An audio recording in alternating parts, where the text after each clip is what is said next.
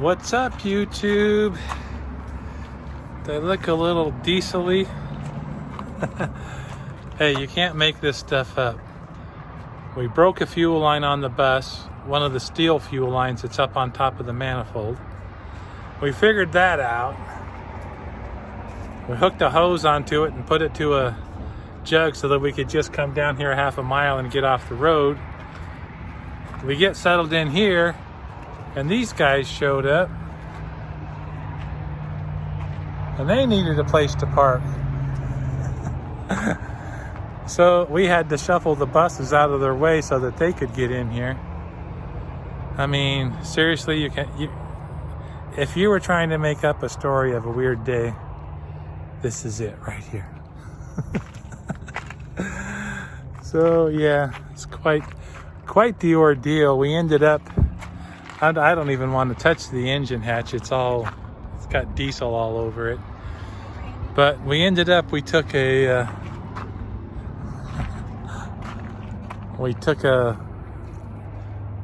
kind guy along the road half a mile up where we were broke down.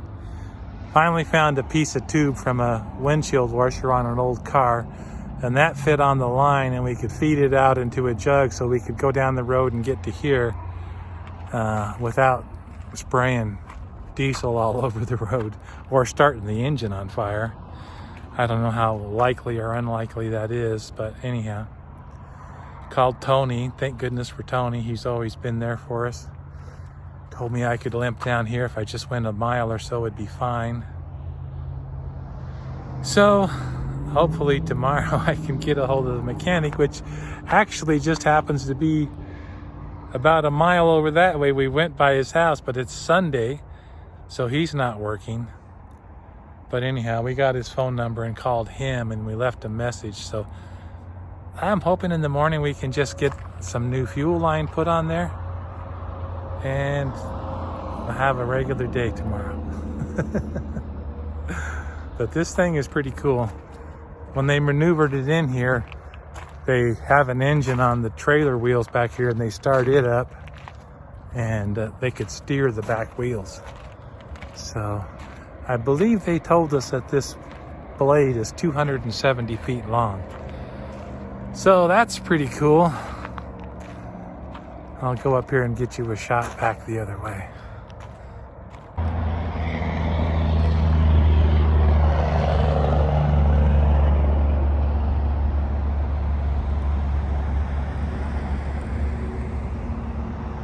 So the tractor disconnected up here. He ran into town to get fuel. And one of the things they have with this is they had to be off the road before dark. So this is very interesting to watch them park it in here. I worry about parking 40 feet and they're parking 270 feet. It's pretty cool, actually.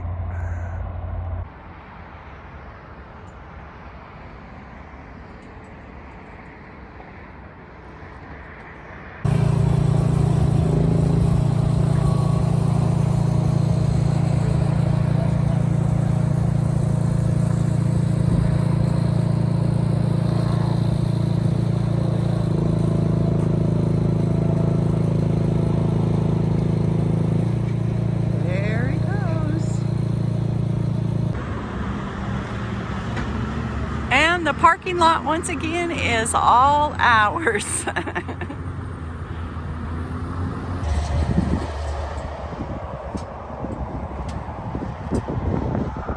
Okay, we got help this morning. DJ's here. He got right into them wrenches quick.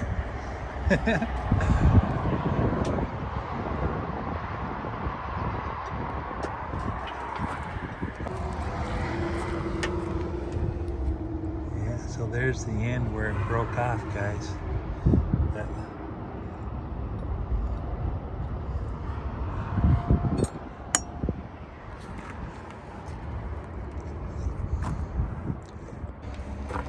You got the one end off and the other end is in a nasty spot.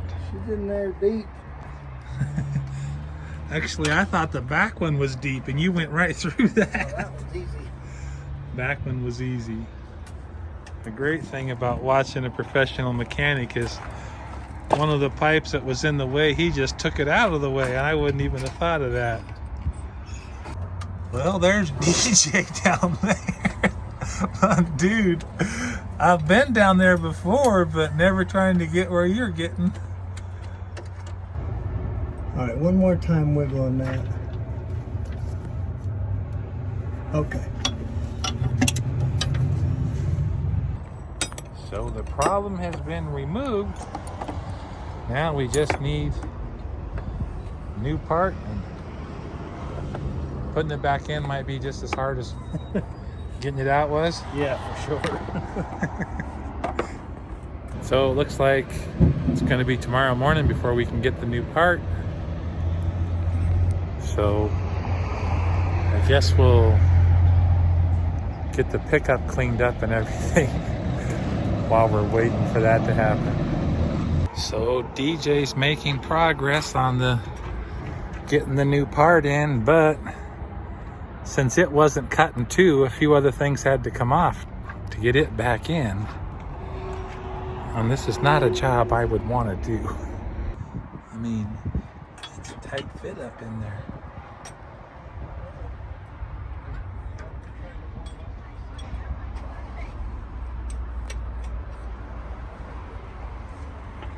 You got anything to say about the Cummins engineers that put it in here? It's all right. I like Cummins. Sure.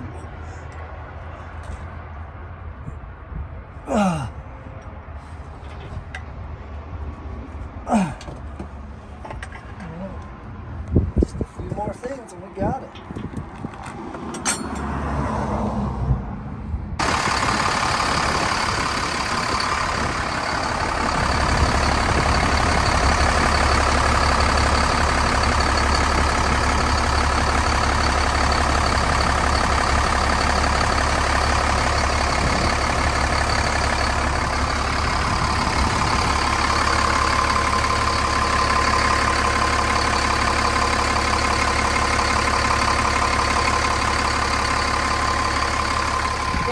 Rev it up a little bit, run like 1,400 RPM just for 20 seconds. So to sum up the whole incident for you guys, because it's hard to film it, and the timing that it's all happening was all over the place. Basically, we pulled off the highway at that exit and headed up that frontage road heading to the campground we were going to. And Doug called on the walkie-talkie and said, hey, you need to pull over. Something's coming out the back of the bus. So we basically went, that was about a half a mile from the exit before we figured out what was going on. We pulled over. Once we got pulled over and went back there and looked, when you started the engine, you could see where it was spraying out of the injector line. So it was easy to diagnose the problem. Then here it was a Sunday afternoon, so we drove around to the neighboring farmhouses trying to find a place to park, if somebody had an area where we could park just to get off the road.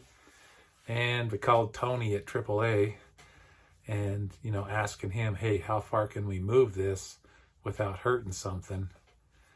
And then the third aspect of it was we didn't want to catch the engine on fire because it was spraying diesel. It was spraying like a super soaker hose. So basically, a guy right across the street scrounged up a piece of hose that was the windshield washer hose for an old car. I cut the injector line and I squished that hose on there, ran it out the back of the engine compartment into a gallon jug. We started up the bus and we drove back down to the exit parking lot, which the local farmers told us, oh, trucks park there overnight all the time. So that's how we ended up back down there parked. Of course, everybody's a little frazzled with that much diesel spraying around and things didn't go like we wanted. But we'd found our spot. We were settled. We're like, okay. We had a couple of numbers for some repair shops. We thought, well, in the morning we'll hit the phones and try to get some help out here to get this fixed. And then the guys showed up with the 275-foot long wing and just started backing up. I mean, they had that wing over top of the bus trying to crowd in. We're like, whoa, wait a minute. And of course, the truck driver guy thought that we would just jump in the bus and start it up and move. Well, we've got cabinet doors loose and the pantry doors are loose. And so it's like, there's things under the bus. I'm like, man, you got to just give me a minute here. I'm happy to move. But so they were quite nice, and they were quite appreciative that we were willing to move for them. So all that happened. We got the stuff out from under the bus. I put the jug back on the back of the bus and put the hose in it so I could move. Of course, when we were moving at an idle, it wasn't spraying, you know, the fuel wasn't coming out. Like the half mile I moved, I squirted out 3/4 of a gallon of diesel into the jug. The second move there, we're just jockeying around in the parking lot. We probably didn't even get a quart. Anyhow, we got moved, they got settled in. We spent another night, so that was 2 nights in the parking lot by the exit.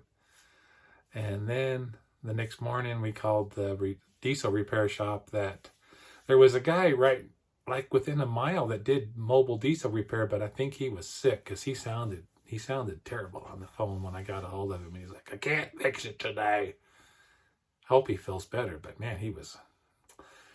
So we called the shop that was recommended by one of the local farmers, where we went to say, hey, where can we park? And they directed us to the parking lot there.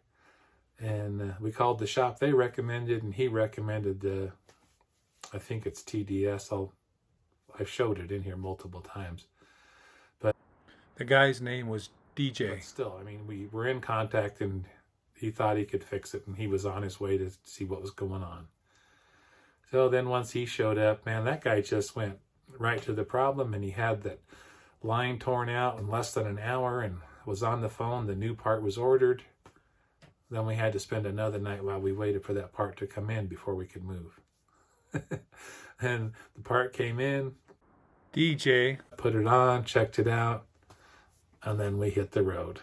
So it wasn't anything that we could have done to prevent that injector line breaking. It's just, 20 years in service, and it failed. So that's the story. We're all back together. We went on out to the campground, and we spent a night there, and a night or two. We spent 2 nights out at that campground, and then we moved. We moved a lot here. We've been moving a lot. Currently, we're outside of Bryce Canyon. So we had an awesome hike today. It's just amazing out here. So I'm super grateful that, JD was the right guy to call to come out and fix the bus. The man was talented. I'm just really grateful that he was there for us. He came out and fixed it.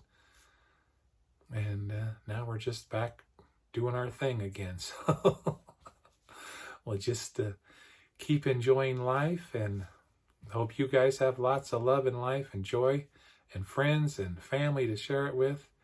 And we'll just catch you in the next video. Thanks for watching.